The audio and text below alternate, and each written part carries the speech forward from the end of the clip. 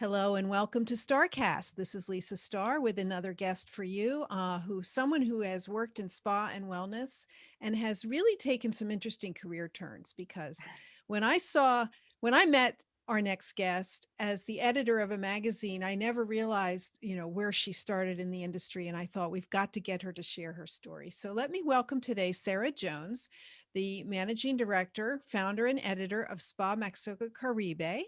She is currently based in the Yucatan Peninsula in Mexico, but she has traveled the world and she will share her story with us. Welcome, Sara. Hi, Lisa. Thanks so much for having me. I'm excited to be here today and talk Oh, with it's you. my pleasure. It's just so great to hear the stories of my friends and colleagues who have worked in spa and wellness, and everyone has taken such an interesting route to get there. I mean, so few of us are working in jobs we envisioned having when we were, you know, in our teen years, and I'm sure you're no exception. That's definitely true. Yes, So you grew up in England, that's right. and when you headed off to university, what was your intention? What did you study? I studied psychology with nutrition, and I'm not sure I had a clear intention of what I wanted to do with that, but human behavior and motivation has always interested me, along with health, fitness, nutrition, and wellness as an Mhm. overall topic. And I knew that a psychology degree would be a good foundation for whatever I might want to go on to do. Well, that's for So sure because we work with people in whatever capacity, and understanding their brains is awfully helpful, right? definitely, yes. So you finished your degree, and what happened next? Initially, I went back to my hometown and got a job with Motorola, the phone company, just to earn some money, and very quickly realized that that was not what I wanted to be dedicating my time to. And I did want to move away and travel and do something a little bit more exciting. I Hmm. had actually worked at a gym and fitness center, the largest one in my area region, since I was 16. Hmm. So I focused on getting some fitness qualifications, and then by chance had the opportunity, a last minute opportunity came up to do a massage qualification with the same study school, and I took that as well, and from there decided that I wanted to travel, and I got a job working on cruise ships Hmm. and moved across to the Caribbean, where I was actually the fitness director in the gym, but during that first contract moved into the senior fitness director and then assistant spa manager um, during that first contract at sea on cruise ships. So that was It's definitely an interesting journey for me. I'm always interested to hear about those cruise ship adventures because I know many people, especially in Europe, did they take that route of the cruise ships and spa and wellness. So you were based in the Caribbean. It must have been delightful for you from after English weather. Definitely. I gravitate towards sunshine. I actually did spend 4 years as a young child growing up in Florida from the age of 2 till 6. So I think that made me accustomed to warm weather, and I wanted to get back to it as soon as possible. Um, the work on cruise ships really gave me a foundation of understanding the industry, the hard work that is necessary, um, working in a team, working with Hmm. people, clients from a variety of different backgrounds around the world. And I made lifelong friends and Hmm. found that I loved the industry, really: fitness, wellness, spa, all of it combined. Is it tough on the ship? I mean, I don't know how you get downtime when you're out on a cruise. You really don't get a lot of downtime, which is why young, fit, healthy people gravitate Hmm. towards it, because you have so much energy for anything and it's so exciting and you get to visit amazing places. But it can be very tiring and exhausting, and people who don't moderate their energy well Hmm. definitely get burnt out very quickly. So at this time on the ship, Sarah, was fitness a focus? I mean, it doesn't seem like that maybe has become a focal point of ships today where they have so much fitness and leisure space. What was the situation back then? My primary job role was in the gym, Hmm. and fitness was the focus for me. But I really loved the operations of the spa and getting into management. And as a qualified therapist as well, I was trained to do both. So when I Hmm. moved into management, it was the combination of both fitness and spa and wellness and massage therapy and beauty that I enjoyed, the variety of that. Do you think getting that training in massage is what helped you to land that next position? Definitely. It always helps to have more qualifications and more strings to your Mhm. bow. Mhm. And that gave me a perspective for the spa industry that I wouldn't have had if I had just come from the gym and fitness side of it. Mhm. What do you think the main difference is when you come over into the spa side? What do you think the sort of mindset a person needs to have that works in that as opposed to the other fields? I mean, definitely fitness historically has always been very loud and motivating Mm, and energetic, true. whereas the spa and wellness side is more calm Quiet. and balancing Mm, and quiet. So I think that's a perfect reflection of who I am, because I am very much energetic and vibrant, but also I really enjoy calm, quiet, focusing on internal meditation and mhm. well-being. So it was a really nice balance that I got to use all of my skills and embrace both sides of my personality. Both sides of the brain. Yes. So you're on the ships, you're managing the fitness, wellness part. Did you do that on multiple ships?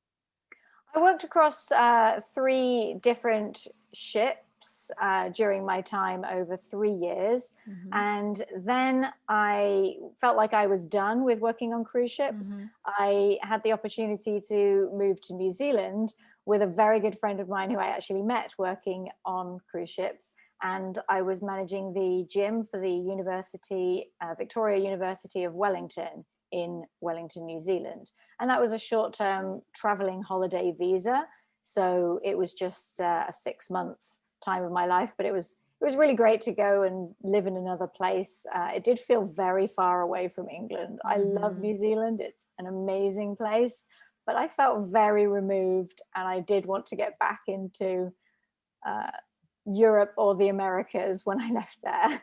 I think New Zealand's about as far as you can get from England and still be on the planet, besides Antarctica. Exactly. So you spent 6 months there and then headed back towards home?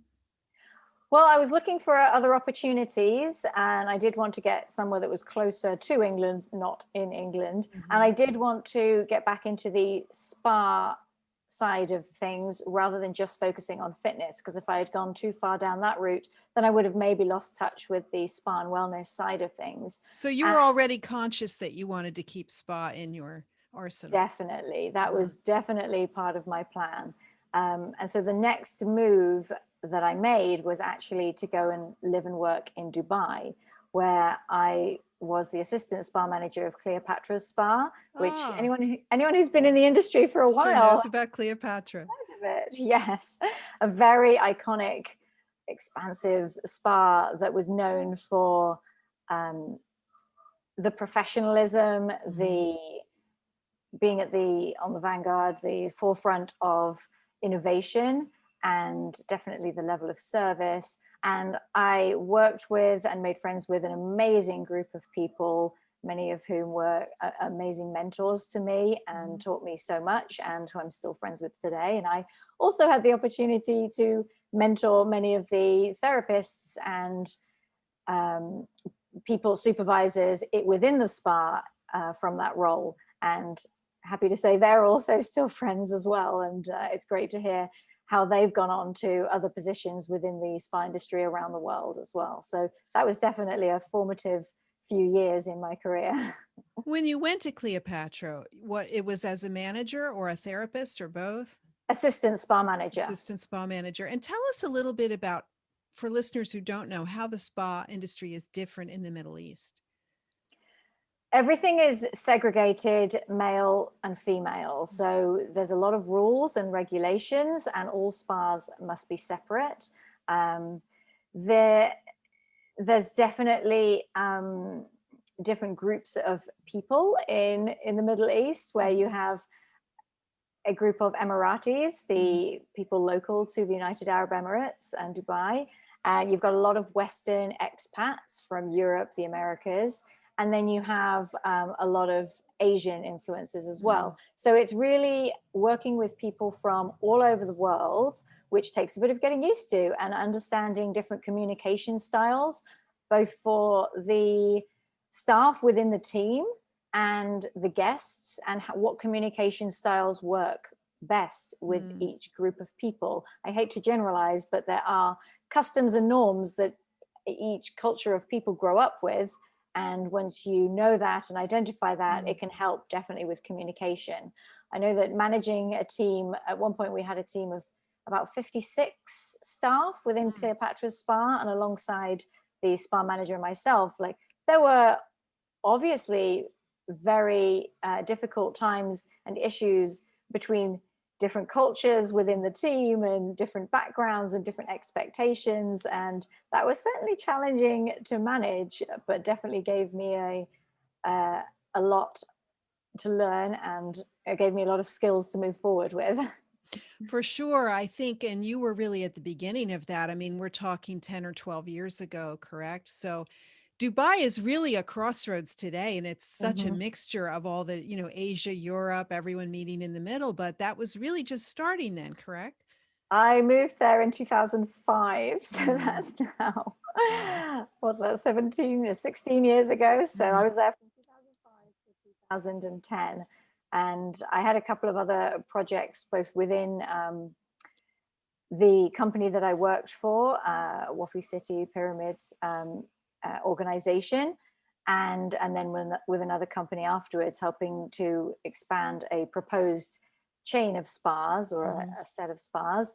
And then, of course, we got to 2009, and the financial crisis really slowed everything down almost to a halt, and people left, right, and center were losing their jobs. And I was working in a project that came to a halt and got cancelled. So that was what prompted the decision to look elsewhere for a new role.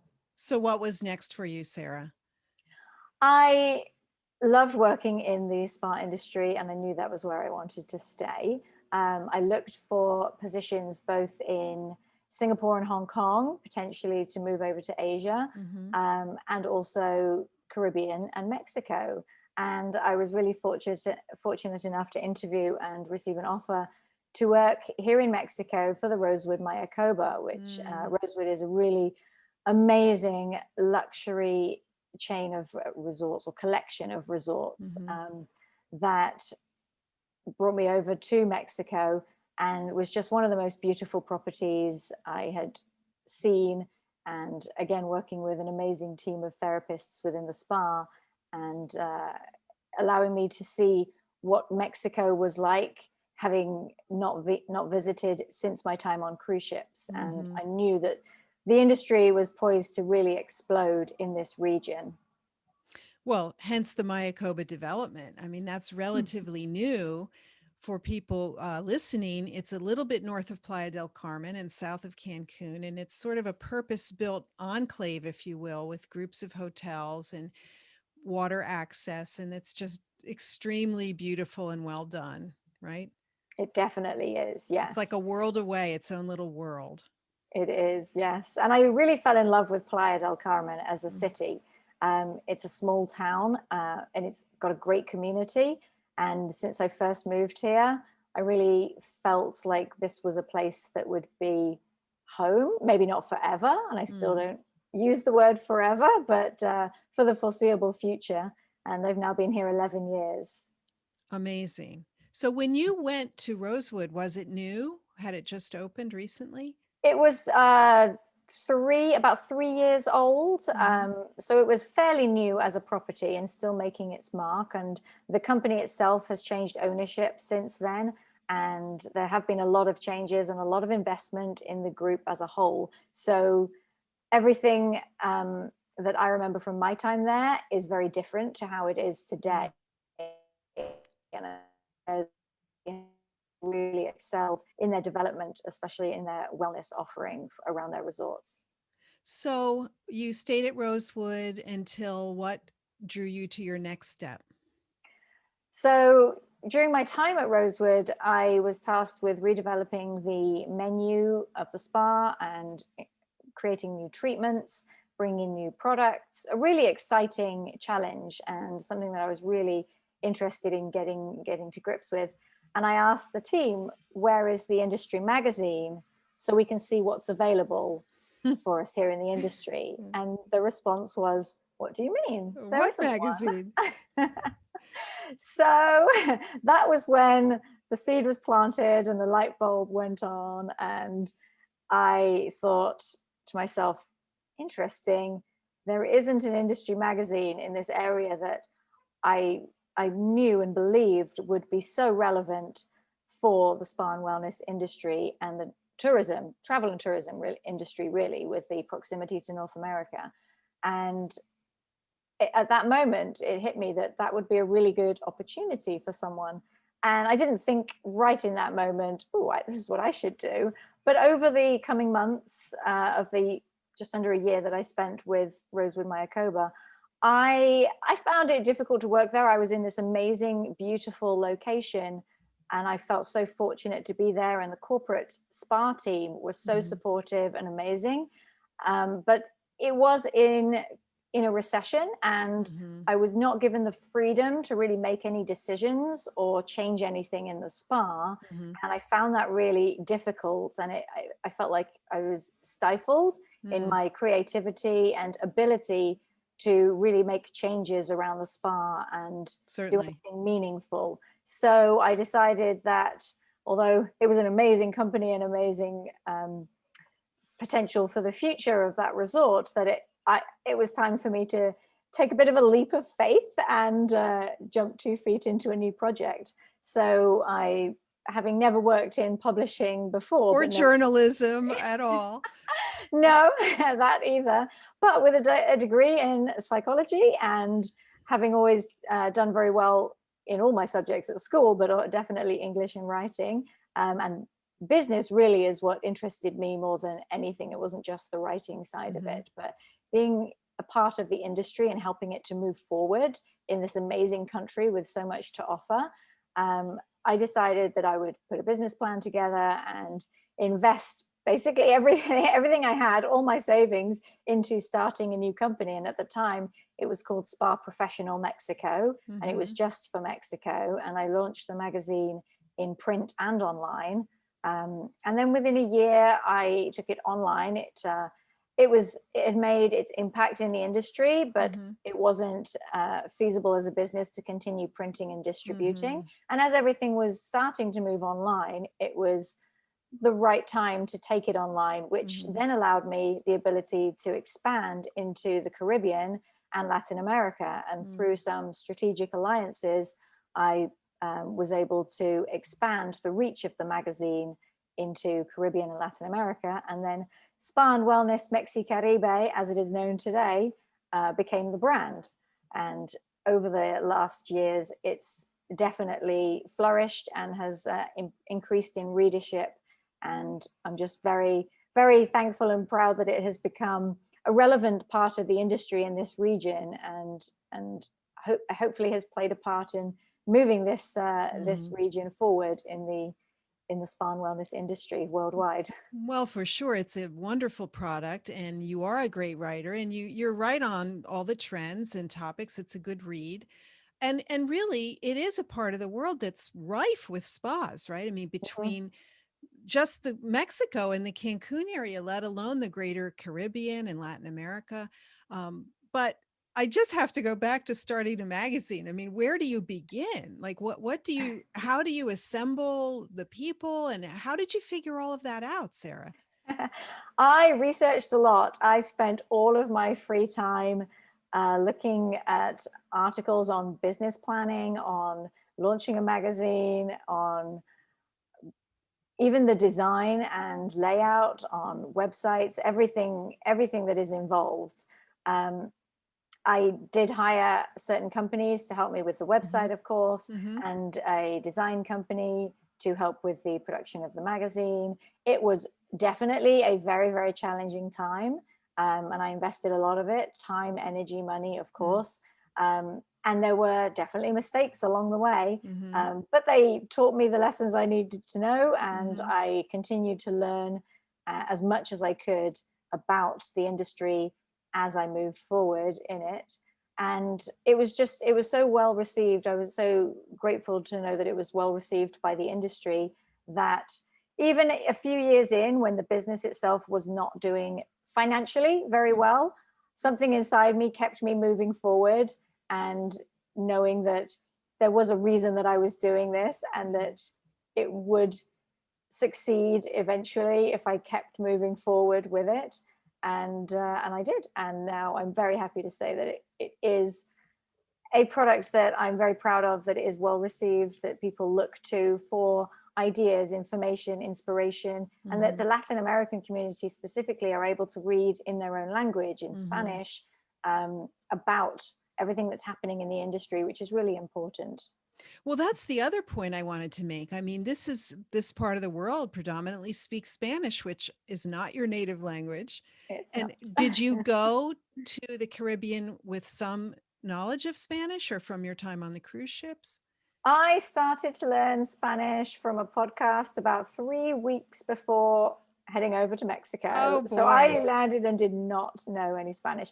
Languages do not come easily to me, which is a shame, because some people pick them up so quickly. It's not the way my brain naturally works. And I still struggle to this day with Spanish sometimes, but I am now able to hold conversations, give presentations in Spanish, do webinars, and things in Spanish, and present in Spanish. And it is a constant learning curve, and something that I'm always motivated to progress. I now read books in Spanish, listen to podcasts in Spanish, and focus on that as much as I can to continue learning. It is not as fluent as I would love it to be, but I live in a place that is full of tourism, and pretty much everyone you come into contact with will also speak English. So it is not, I'm not fully immersed in the Spanish language by any means. I know there are places around Latin America and Mexico where that would be more easy to have the immersion experience, but Playa del Carmen is not one of them, unfortunately. So it takes a lot of effort. Well, I'm just so impressed about that. I mean, when I learned that you moved there and started started a magazine in a language you weren't native to, I was just like, who is this person? I have to get to know her. And so now you look back on what you've learned from the magazine. How many years has it been now that it's been up and running? 10 years. 10-year anniversary. What do you wish you had known when you set out to begin the magazine? Oh, so many things. Things that were a learning curve that I needed to learn in the way that I learned them. Sure, I would have saved time, energy, and money if I had known everything then that I knew now, but it was a journey and a process that I think needed to happen the way that it happened. The one thing that possibly could have made things easier, which is something very close to my heart, which would have been having a support network around me. When you go from being in a company to starting a business on your own, you don't always have that. And as a young female in Mexico starting a business, there were a lot of challenges. And one of the reasons I actually started the Global Wellness Institute initiative for women in leadership 4 years ago was to provide other young female professionals and entrepreneurs a network of support.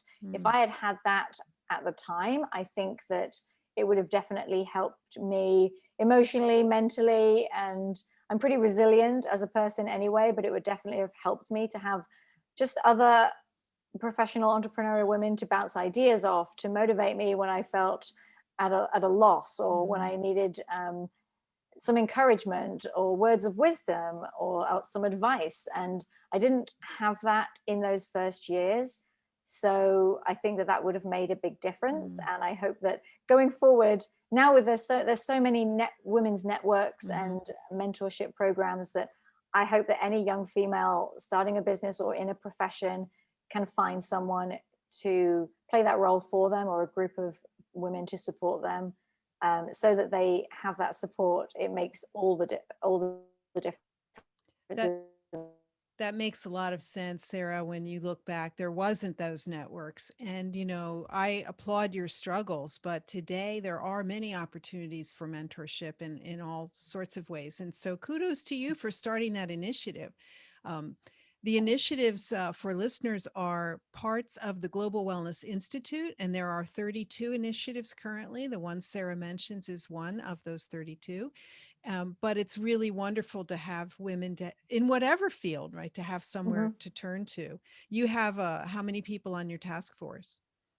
There is 11 of us now, and I Hmm. actually just finished my 4-year term as the initiative chair. So I'm now the vice chair, and Julie Keller has now taken over as our chairperson of the initiative. Another woman who is very passionate about women supporting women and women in the wellness industry, as you know.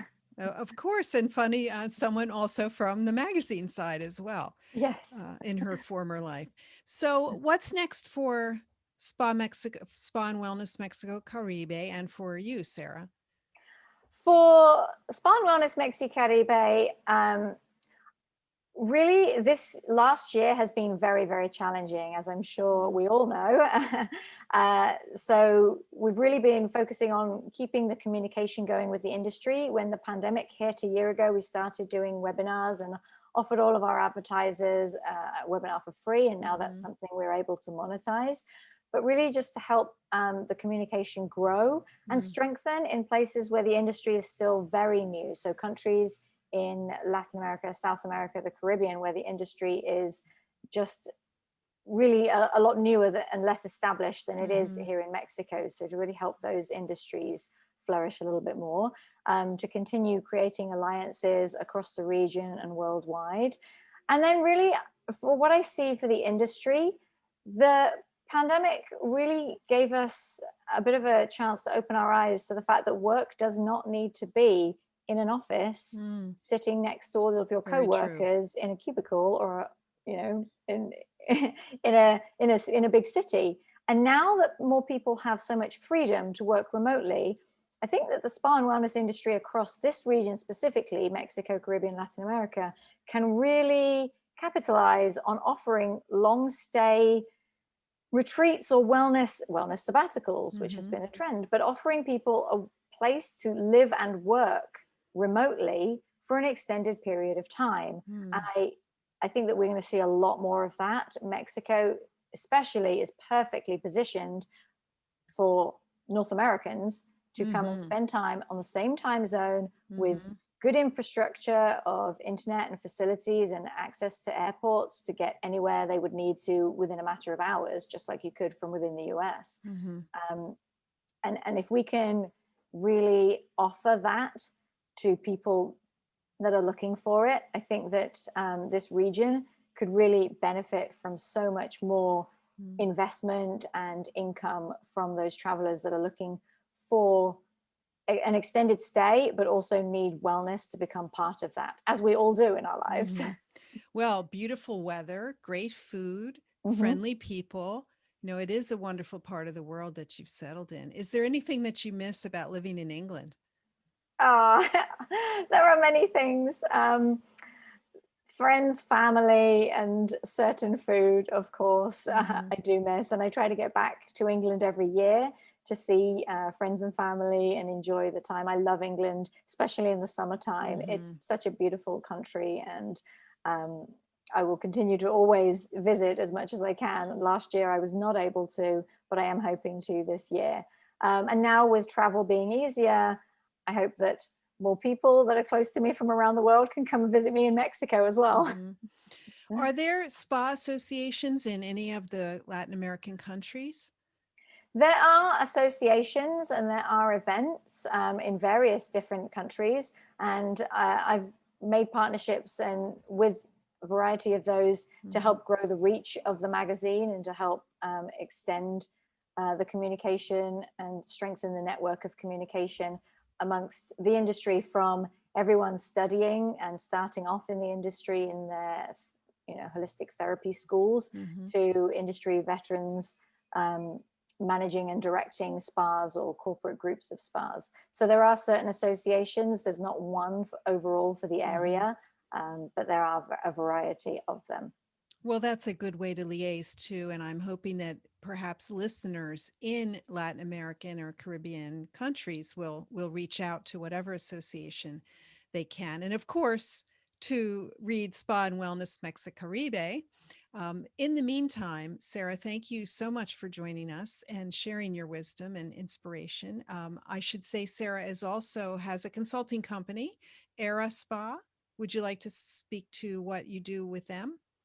So, as someone with an extensive background in the spa and wellness industry, but also from my experience with the magazine, getting to see so many spas across so many different countries, I think it kind of gives me a unique viewpoint when helping any spa and wellness companies develop their proposal, their offering for spa and wellness. So through AraSpa Consulting, I actually do a variety of different consulting projects, whether it's developing a spa or helping an existing spa streamline their operation, or recruitment assistance. And that can be remote. It can be based in Mexico here, close to where I am on the Riviera Maya, or it could involve travel now that we're able to travel again a little bit more freely. A little bit more. I know plenty of people from the US are heading to Mexico in the coming weeks. Very much so. Well, thank you again for joining us, Sara Jones, Spa and Wellness MexiCaribe, and AraSpa Consulting, and whatever else is beyond. I'm looking forward to having our paths cross again soon. Thank you so much, Lisa. It was really fun to talk with you. Thank you. You too. Have a good day. Thanks. Bye.